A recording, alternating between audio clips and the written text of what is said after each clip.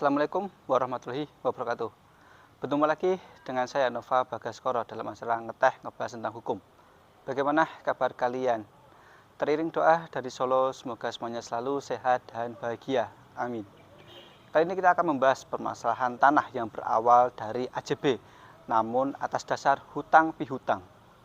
Ilustrasi sekitar kepemilikan tanah kita bisa melihat cuplikan video berikut ini. Sidang gugatan perdata ini digelar di ruang sidang Cakra Pengadilan Negeri Kabupaten Kediri. Dalam persidangan ini, keluarga dari Ami warga Purwasri Kediri menggugat Insyaf Budi, seorang pengusaha. Sengketa tersebut bermula saat Ami meminjamkan sertifikat tanahnya kepada mantan suaminya. Namun saat akan ditebus, sertifikat itu tak kunjung didapat dan justru telah berpindah kepemilikan ke Insyaf Budi.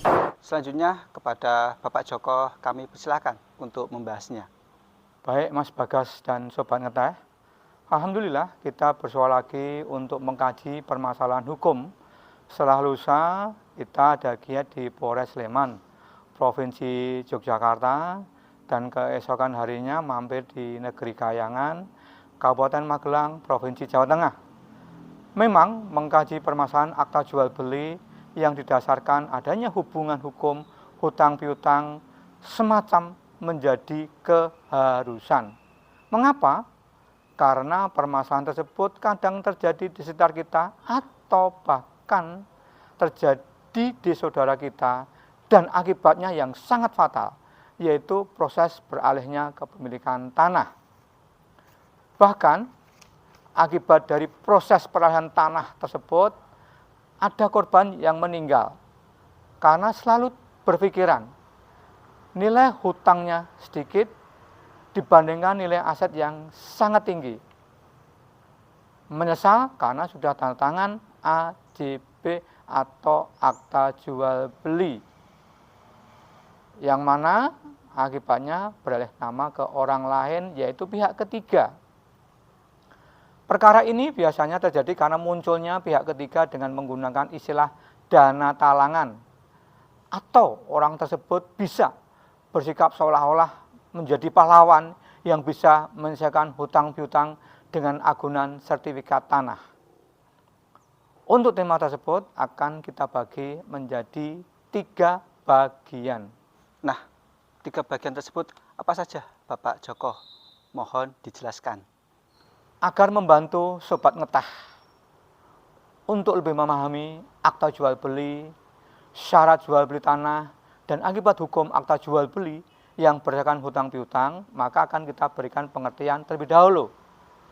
Yang pertama atau yang ke-1, pengertian akta jual beli. AJB adalah dokumen otentik yang menjadi bukti terjadinya peralihan hak atas properti, baik tanah dan atau bangunan karena jual beli.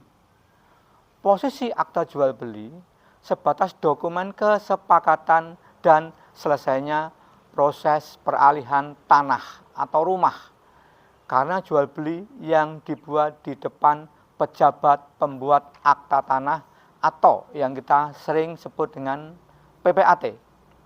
Akan tetapi, akta jual beli bukan merupakan tanda bukti yang sah atas tanah menurut undang-undang, karena sertifikatlah yang menjadi tanda bukti yang kuat atas kepemilikan tanah sebagaimana dimaksud di dalam pasal 1 ayat 20 Peraturan Pemerintah Republik Indonesia nomor 24 tahun 1997 tentang pendaftaran tanah yang menyatakan sebagai berikut. Sertifikat adalah tanda bukti hak sebagaimana dimaksud dalam pasal 19 ayat 2 huruf C UUPA untuk hak atas tanah, hak pengelolaan tanah wakaf, hak milik atas satuan rumah susun, dan tanggungan yang masing-masing sudah dibukukan dalam buku tanah yang bersangkutan. Kemudian yang kedua, syarat sahnya jual beli tanah. Syarat sahnya jual beli tanah diatur dalam Undang-Undang Nomor 5 Tahun 1960 tentang Peraturan Dasar Pokok-pokok Agraria yang harus dilakukan secara terang dan tunai. Terang dan tunai artinya penyerahan hak atas tanah dilakukan di hadapan pejabat pembuat akta tanah atau PPAT. serta pembayaran dilakukan secara tunai dan bersamaan. Dalam konteks ini, jelas dan terang bahwa jual beli tanah tidak boleh berdasarkan hutang piutang. Kemudian yang ketiga, akibat hukum akta jual beli yang didasarkan karena hutang piutang. Apabila hutang piutang dijadikan PPJB atau bahkan AJB, maka itu cacat hukum. Apalagi jika akta tersebut tidak dibacakan, maka akta akan tergradasi menjadi akta di bawah tangan. Dan akta otentik itu menjadi tidak sempurna lagi. Akta jual beli tanah sebagai bukti yang sah pembayaran atas objek jual beli selama dalam akta jual beli tersebut dibuat atau sebagai bentuk bukti pelunasan.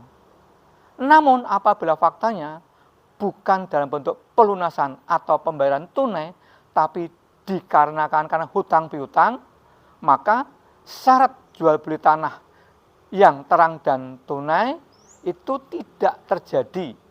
Atau saya sederhanakan bahwa AJB yang didasarkan karena hutang piutang tersebut adalah cacat hukum yang menyebabkan kebatalan atau tidak keabsahan akta jual beli tersebut. Kemudian, langkah apa yang bisa dilakukan?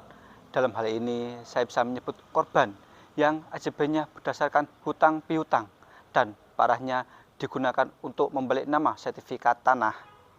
Baik Mas Bagas dan Sobat Ngeteh, kalau tujuannya membatalkan balik nama sertifikat tanah tersebut, maka harus melalui gugatan ke Peradilan Tata Usaha Negara.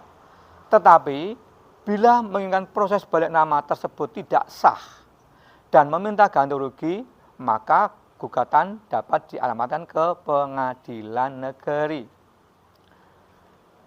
Namun, bila ditemukan rekayasa atau ancaman menandatangani surat dalam bentuk apapun yang terkait dengan akta jual beli atau peralihan hak atas tanah, maka dapat melapor ke polisi. Di mana polisinya melapornya, yaitu di mana menandatangani surat atau dokumen tersebut. Untuk itu, bagi penonton semuanya dan khususnya pemirsa Ngeteh, mohon dengan sangat untuk hati-hati ketika menandatangani dokumen apapun. Baca dulu dan periksa untuk keperluan apa saja.